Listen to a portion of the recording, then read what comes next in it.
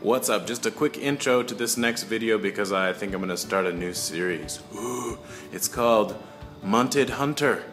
And munted either means like wasted drunk or like really messed up, and I learned that word from Cyanide Breath Mints, an awesome YouTuber. When he YouTubes, he's been taking a bit of a break, but we all understand that.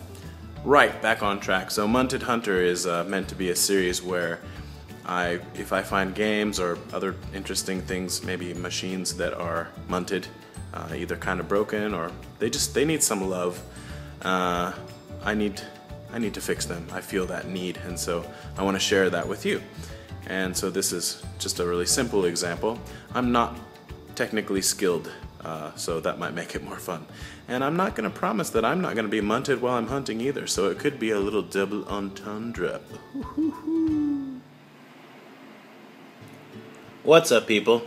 I'm at work. I'm feeling a little bit bored. I did a little shopping before I got here.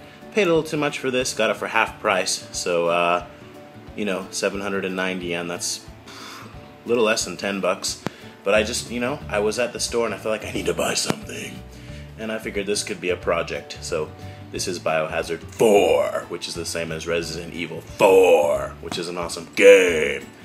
And I want to see if I can make it happy again. So I hate when they do this. I mentioned it before, but this particular store, they'll sell stuff as junkuhin, as just junk, right? So they make it a lot cheaper, but then when they do that, in order to, I guess, keep the demand steady for the non-junk stuff or whatever, they actually write on it, junk.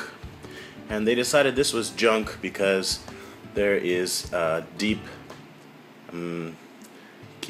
like a deep scratch on the disc, and I'll show you that. The deep scratch doesn't bother me nearly as much as this junk thing written on the disc.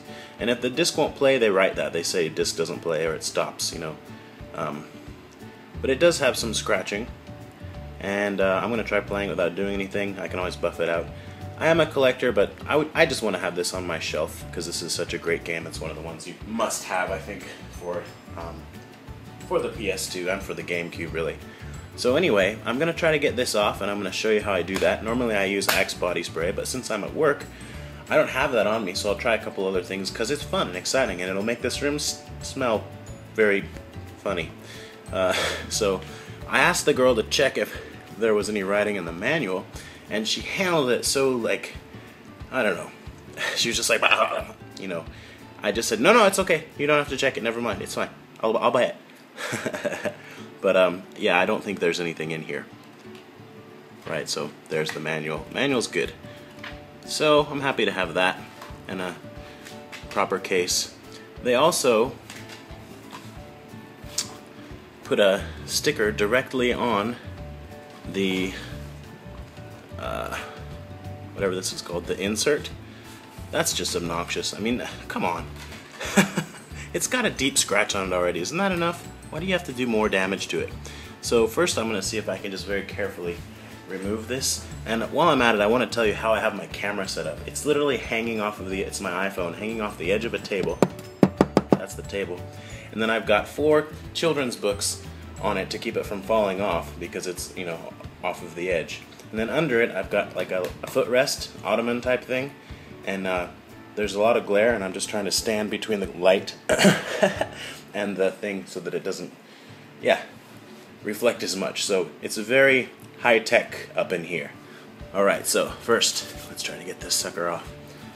I feel like I'm rescuing this game somehow, making it feel loved again. I really don't want to mess this up. So I'm I guess you can't see too well, very slowly just pulling on it, and as soon as I see any evidence of the tape kind of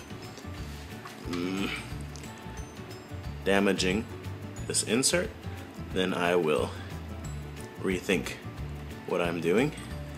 But it seems to be coming off, although it's leaving a bit of tape, and I'm gonna have to get that off later. But this is coming off okay. This must be very exciting to watch. Okay, so I got most of it off. I'll worry about the rest of that tape later. So this is going to be okay, and it seems to be in pretty decent shape. Now for the disc itself, I'm just going to take it off here. It looks like all of this, it's not printed on there, you know, so I don't think I can mess that up, right? I should be able to spray all kinds of chemicals on there and it wouldn't be an issue. So what I found is some funky, there's this shiny gold lid on it when I got it. One of my bosses gave this to me, and I don't want it, but it's this really stinky cologne. It looks like it's from Germany, I don't know, and I can't tell what it smells like, but it's definitely got some alcohol in there. So I'm going to try a little of this, and this is an oshibori, which is a, I can't speak English, a hand wipe, but it's old, so it's not wet anymore, but that's about to change. So the first time around, I'm just going to spray a little bit of this funky cologne onto this oshibori and wipe it where it says junk. Wow, that's just funky. I keep saying funky. Funky is apparently the word of the day. Yeah, I'll be busting out my foil ball before you know it. And look at that, it comes right off. Sweet!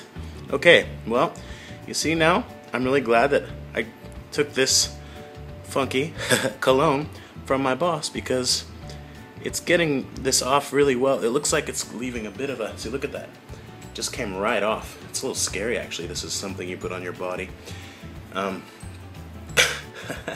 So I don't know, maybe any cologne will work, or maybe this one, the reason it smells so funky is because it actually is, and there's some kind of super duper high toxicity chemicals in there, or alcohol or whatever. But anyway, you can't read where it said junk anymore, but there still is a little bit of like leftover. You can just barely see where it said junk, but if that's the best I can do, I'm still happy with it. And again, I probably did pay a bit too much for it, but it's timing, you know. Sometimes when I go shopping, I can't be asked to pay $10 for a Nintendo 64 or whatever, and sometimes I'm just, I really want to buy something, and this was like not a bad deal kind of thing. And I don't know, when I see really good games or systems that need love, I'm so stupid, I know, but I want to give them love. So I'm going to just keep working on this, but this video has already gotten too long. But thank you for watching, and my next video is going to be a kind of collection video. I have very few GameCube games for the North American console, but I want to just show what I've got in case anybody wants to trade me some, especially one of my favorite YouTubers, so I'm also going to give a shout out to in that same video. So stay tuned for that. It's probably coming shortly after this one. And okay, bye-bye.